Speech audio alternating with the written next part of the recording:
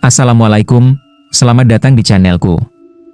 Di video kali ini, aku akan membawakan kisah bernuansa mistis tentang seorang kuli angkut beras yang tiba-tiba menjadi juragan besar hanya dalam waktu 3 tahun. Tapi siapa sangka, semua kekayaan itu dibayar dengan tumbal yang tak terduga. Simak ceritanya sampai habis ya. Di sebuah kota kecil di lereng Gunung Lawu, tepatnya di wilayah Karanganyar, Jawa Tengah, hiduplah seorang pria bernama Suraji, 45 tahun. Setiap pagi, ia terlihat di pasar tradisional mengenakan kaos polos dan celana pendek lusuh. Dulu, ia hanyalah kuli angkut beras. Gaji harian Rp15.000 dipakai untuk makan bersama istri dan anaknya yang masih kecil. Warung mereka bocor, dindingnya dari anyaman bambu yang sudah rapuh. Anak sering sakit karena tidur di lantai tanah. Tapi kini, Suraji adalah pemilik toko beras terbesar di pasar itu. 3 tahun terakhir, pertumbuhan bisnisnya mencengangkan. Dari semula hanya membantu orang, kini ia menyetok beras dari berbagai gudang besar, bahkan punya karyawan sendiri. Pelanggan berdatangan tanpa henti, tak peduli harga naik. Toko-toko pesaing satu persatu tutup. Anehnya, orang-orang yang kiosnya berdekatan dengan toko Suraji, justru mengalami kemunduran usaha yang drastis. Banyak yang mengira itu karena kerja keras dan kecerdikan Suraji. Tapi yang tidak mereka tahu, ada rahasia kelam di balik kesuksesan kilatnya. 3 tahun silam, Suraji pernah menghilang selama 3 hari. Ia bilang kepada istrinya, Bu Surti, bahwa ia ingin bertapa untuk meminta petunjuk hidup yang lebih baik. Dalam diam, ia menuju ke Gunung Lawu, tepatnya ke sebuah petilasan sepi yang hanya dikenal oleh orang-orang tertentu, Sendang Derajat. Di sana, ia bertemu dengan seorang pria tua berjubah abu-abu yang memanggil dirinya Eyang Rengga. Wajahnya penuh keriput, tapi matanya tajam menembus batin. Eyang menawarkan jalan pintas, pesugihan tuyul. Tak perlu tumbal darah, hanya rawat anak-anak kecil ini, kata Eyang sambil mengeluarkan kendi kecil berwarna hitam, dengan ukiran kuno di lehernya. Suraji pulang dengan kendi itu. Semalam setelah disimpan di belakang dapur, ia bermimpi didatangi 3 sosok anak kecil berkepala pelontos, bermata kosong. Mereka memanggilnya, Bapak. Dan besoknya, dagangannya langsung laris manis. Suraji diminta untuk memberi telur mentah, kembang setaman, dan semangkuk bubur putih setiap malam Jumat Kliwon. Tempatnya harus di belakang toko, dekat kendi. Sebagai imbalannya, tuyul-tuyul itu akan bekerja, mencuri uang dari orang-orang, dan menghisap keberuntungan dari pesaing bisnisnya. Banyak pedagang merasa usahanya sepi mendadak, bahkan meski sudah promosi besar-besaran. Sebagian mengeluh uang hasil jualan hilang secara misterius. Kios yang bersebelahan dengan toko Suraji, satu persatu bangkrut. Bahkan Pak Tarman, pedagang beras senior yang dulu paling ramai, kini duduk lunglai setiap hari. Tak lama kemudian, ia kena stroke ringan karena stres ditinggal pembeli dan hutang menumpuk. Sementara Suraji, ia beli rumah 2 lantai, mobil Avanza baru, dan mulai menyumbang ke masjid serta panti asuhan. Biar rezeki berkah, katanya. Tapi itu semua hanya topeng. Bu Surti, istrinya, perlahan mulai curiga. Ia sering melihat bayangan kecil berlari-lari di malam hari. Terkadang mendengar suara tawa cekikikan anak kecil dari belakang dapur. Kendi hitam itu ia lihat beberapa kali bergeser posisi sendiri, padahal tak ada yang menyentuh. Anak mereka, Reno, mulai sering demam tengah malam, menggigil hebat tanpa sebab. Bu Surti pun jadi sering sakit, lemas, batuk darah, dan linglung. Kadang ia seperti mendengar bisikan aneh di kamarnya saat sedang sendirian.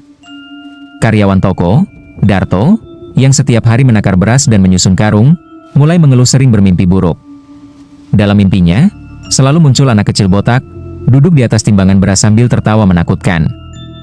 Malam itu adalah Jumat Kliwon, malam yang selalu penuh misteri bagi mereka yang percaya pada hal-hal gaib. Angin bertiup lebih dingin dari biasanya. Daun-daun pisang di belakang rumah bergesek pelan seperti bisikan. Lampu ruang tamu berkedip-kedip meski listrik sedang stabil. Suasana rumah Suraji mencekam tanpa sebab yang jelas. Sekitar pukul 1.17 dini hari, Reno yang sedang tertidur di kamar mendadak menjerit keras, hingga membuat Bu Surti terbangun dan berlari ke kamarnya. Jerit anak itu. Tubuhnya bergetar hebat, kejang-kejang seperti tersengat listrik. Matanya membelalak, terbuka lebar-lebar sampai terlihat putihnya saja. Tapi yang paling menakutkan adalah suara yang keluar dari mulutnya. Bukan suara anak-anak, melainkan suara berat, dalam, serak, seolah milik pria dewasa yang sudah mati lama. Panjenengan janji, tapi pelit. Kami minta hak kami. Sekarang, Bu Surti histeris. Ia mencoba memeluk Reno, namun tubuh anak itu panas luar biasa seperti bara api. Reno terus mengigau dalam bahasa Jawa Kawi, mencakar udara, dan mendesis pelan. Dari mulutnya mengalir busa putih bercampur darah. Dengan tangan gemetar, Bu Surti mengambil ponsel dan menghubungi Kiai Arwani, seorang tokoh agama karismatik yang dikenal sebagai penyembuh spiritual. Suaranya gemetar saat berbicara. Kiai, tolong anak saya kerasukan.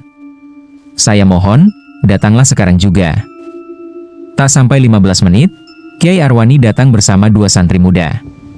Ia mengenakan sarung putih, sorban, dan membawa tas kecil berisi air doa, daun bidara, garam kasar, dan kitab kecil. Wajahnya tegas, tapi matanya menyorot waspada. Sesampainya di rumah, Kiai tidak langsung ke kamar. Ia berhenti sejenak di ruang tengah dan menutup matanya. Ada hawa yang sangat kotor dari arah belakang rumah. Bukan hanya kerasukan, ini pesugihan berat. Gumamnya. Bu Surti menuntun Kiai ke belakang, ke dapur yang remang-remang. Di sana, di sudut ruangan, ada sebuah kendi hitam legam yang selalu diletakkan Suraji di atas kain mori putih. Di sekelilingnya masih ada sisa telur mentah yang mengering dan bunga melati yang mulai membusuk. Kiai mendekat, lalu menyentuh kendi itu dengan ujung jari. Seketika itu juga tubuh Kiai mundur sendiri 1 langkah, napasnya tertahan. Innalillahi. Ini bukan kendi biasa. Ini wadah perjanjian. Ini tempat tinggal makhluk dan perjanjian ini dari jenis pesugihan hitam tingkat tinggi. Kiai menoleh pada Bu Surti, wajahnya serius. Bukan cuma uang yang dikorbankan, Bu. Tapi juga umur, keberkahan, dan nasib orang-orang di sekitarnya. Makhluk ini tidak akan puas dengan telur atau bunga lagi. Ia haus tumbal. Dan anak sampean, sudah dipilih. Bu Surti langsung menangis terseduh, tubuhnya lemas. Ia tak pernah tahu sekelam ini konsekuensi dari kendi yang dibawa suaminya 3 tahun lalu. Baru beberapa menit kemudian, Suraji datang dari luar, baru pulang dari masjid setelah pura-pura ikut tahlilan tetangga. Ia melihat Kiai di dapurnya, dan langsung marah besar. Apa ini? Siapa suruh bawa-bawa orang luar ke rumah? Kau pikir aku maling? Bentaknya pada istrinya. Pak! Anakmu kerasukan. Lihat sendiri. Kalau bukan Kiai, siapa lagi yang bisa bantu? Kamu nggak tahu apa-apa, Surti. Ini bukan urusanmu. Jangan ganggu rezekiku. Ini semua buat kita juga, balas Suraji dengan mata melotot. Kiai berdiri tenang, lalu menatap Suraji lurus-lurus. Pak Suraji, panjenengan mungkin berpikir ini cuma ritual biasa. Tapi sesungguhnya, panjenengan sudah menyerahkan hidup panjenengan kepada makhluk yang tidak pernah kenyang. Sekarang mereka minta tumbal dan itu anak sampean sendiri. Suraji tercekat. Mukanya memucat, tetapi kesombongan dan keras kepalanya membuatnya menepis kata-kata Kiai. Saya yang cari rezeki di rumah ini. Bukan panjenengan. Ini urusan saya. Jangan ikut campur. Bu Surti menangis. Ia bersujud di kaki Kiai, memohon agar anaknya diselamatkan. Saya nggak kuat, Kiai. Saya nggak mau kehilangan anak saya. Saya nggak tahu kalau ini seseram ini. Kiai menenangkan Surti, lalu berkata pelan namun penuh tekanan. Kalau Pak Suraji tidak mau ikut, maka saya akan tetap bantu demi anak ini. Tapi ingat, setiap perjanjian hitam yang dilanggar akan selalu minta ganti. Dan biasanya lebih mahal. Malam itu adalah awal dari pertempuran gaib besar, yang tak hanya mempertaruhkan nyawa Reno, tetapi juga jiwa seluruh keluarga Suraji. Malam itu adalah Jumat Kliwon, malam sakral yang selama ini menjadi waktu wajib bagi Suraji untuk melakukan ritual pesugihan. Meski siangnya sempat diingatkan oleh Kiai Arwani dan dibentak oleh istrinya sendiri, hatinya telah dibutakan oleh keserakahan. Ia yakin, selama tetap memberi sesajen, semua akan kembali seperti semula. Di belakang tokonya, langit tampak kelam, seperti mendung padahal tak turun hujan. Udara terasa pekat dan dingin. Suraji menyiapkan sesajen, 3 telur mentah, kembang setaman yang masih segar, dan semangkuk bubur putih tanpa garam, diletakkan rapi di atas kain mori putih tepat di depan kendi hitam yang kini tampak berdebu dan retak halus. Dengan tangan sedikit gemetar namun masih penuh percaya diri, ia membakar dupa, lalu menunduk dalam-dalam, membisikkan mantra halus yang diajarkan Eyang Rengga di Gunung Lawu 3 tahun lalu. Tulus Sukma, aku persembahkan. Anak kecil, datanglah. Ambillah rezeki dariku, dan gantikan dengan berkah dunia. Beberapa menit berlalu dalam keheningan. Tiba-tiba, angin dingin menusuk dari arah barat, mematikan nyala dupa. Kendi bergetar pelan. Tanah terasa bergetar sejenak. Lalu, muncul 3 sosok kecil dari balik bayangan tembok. Namun kali ini mereka berbeda. Sangat berbeda. Tuyul-tuyul yang biasanya mungil, lucu, dan polos, kini menjelma menjadi makhluk mengerikan. Kulit mereka keabu-abuan, berlendir seperti daging mentah. Gigi-gigi kecil mereka runcing dan rapat, mencuat seperti silet. Dan yang paling menyeramkan, mata mereka merah menyala, seperti bara api yang menyimpan dendam lama. Suraji terpaku. Langkahnya mundur setengah, tapi ia mencoba tegar. Salah satu tuyul melangkah paling depan. Ukurannya sedikit lebih besar. Dengan suara bergaung dan serak seperti keluar dari dasar sumur, ia berkata, "Panjenengan sudah terlalu kaya, tapi tak pernah memberi tumbal jiwa manusia. Kau janji, tapi hanya beri telur. Maka sekarang, gantinya adalah anakmu sendiri." Mata Suraji melebar. Mulutnya terbuka, namun tak ada suara keluar. Dan saat itu juga, dari dalam rumah terdengar jeritan memilukan. "Ah!" Itu suara Reno. Tanpa pikir panjang, Suraji berlari ke dalam rumah. Di depannya, terlihat Reno tergeletak di lantai, tubuhnya menggigil keras, mulutnya terbuka memekik, dan kedua tangannya mencakar udara. Matanya melotot, putih semua, dan napasnya tersendat seperti dicekik. Bu Surti berteriak histeris, memegangi tubuh anaknya yang semakin panas. Beberapa warga yang sudah dipanggil sebelumnya datang bersama Kiai Arwani. Tanpa buang waktu, Kiai langsung menggelar sajadah kecil di ruang tengah, membuka tasnya, dan mulai membacakan ayat-ayat ruqyah. Suara Kiai keras, lantang, dan menggema di seluruh rumah. Allahu Akbar. Aku berlindung kepada MU dari syaitan yang terkutuk. Daun bidara dan garam kasar disebarkan ke seluruh penjuru ruangan. Bau garam dan aroma wangi daun menghantam udara, namun suasana justru makin mencekam. Di dapur, kendi bergetar hebat. Tiba-tiba suara benda pecah terdengar, kendi itu retak sendiri dari dalam. Lalu terdengar tawa 3 tuyul bersahut-sahutan, mengerikan, seperti suara anak kecil yang bersenang-senang di pemakaman.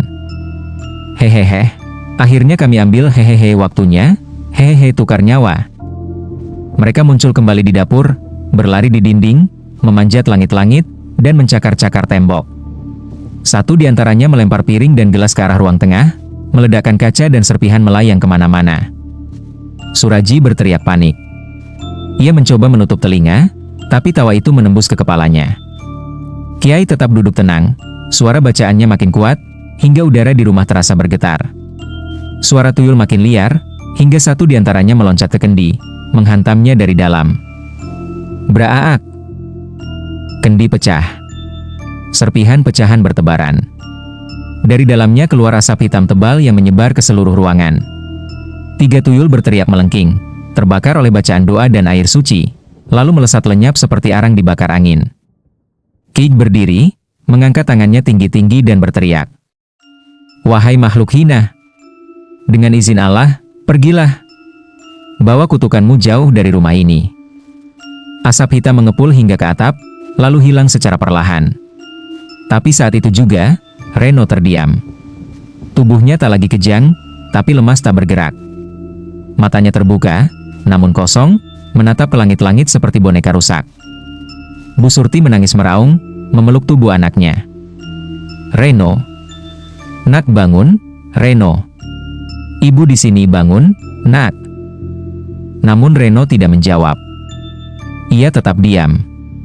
Tak ada suara, tak ada tangis, hanya napas tipis dan pandangan kosong. Suraji terduduk di sudut ruang, tubuhnya gemetar hebat. Tak ada lagi kemarahan. Tak ada lagi kesombongan. Yang ada hanya penyesalan yang datang terlambat. Seminggu setelah kejadian itu, toko beras megah milik Suraji terbakar habis karena korsleting listrik. Tidak ada korban jiwa, tapi semua harta benda hangus. Warga pasar melihat api berkobar tinggi dan mendengar suara tawa anak-anak kecil di tengah kobaran api. Istrinya pergi membawa Reno yang kini koma dan tidak bisa bicara. Ia memilih tinggal bersama keluarganya di kampung. Suraji sendirian, duduk di antara puing toko, ditatap dingin oleh orang-orang yang dulu ia remehkan. Para pedagang yang sebelumnya tertindas, kini mulai bangkit lagi. Lapak mereka ramai kembali, dan banyak yang secara diam-diam bersyukur atas kebangkrutan Suraji. Kini, Suraji tinggal di surau kecil di belakang pasar. Ia membersihkan masjid setiap hari, tidur di emperan, dan makan dari pemberian orang. Wajahnya kuyu, tubuhnya kurus, dan matanya selalu sembab karena menangis setiap malam. Kepada Kiai Arwani, ia mengakui semua dosanya. Saya tamak, Kiai. Saya yang undang mereka, saya yang biarkan mereka menghisap orang-orang. Ia tidak meminta agar anaknya sembuh, hanya ingin dosa-dosanya diampuni. Tapi, beberapa bulan kemudian, Reno sadar, namun hanya bisa duduk dan menatap kosong. Tak ada suara, tak ada emosi. Setiap malam, Suraji sujud lama di sajadah robeknya. Ia tak pernah lagi berbicara soal uang, toko, atau kekayaan. Hanya satu yang ia bisikan lirih.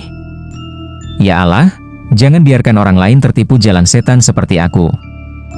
Hikmah dari cerita ini adalah, keserakahan bisa membutakan hati. Rezeki yang tampak mudah belum tentu bersih. Jangan pernah menukar keluarga dan keberkahan dengan kekayaan semu yang cepat datang, karena yang instan tak pernah abadi, dan selalu ada harga mahal yang harus dibayar.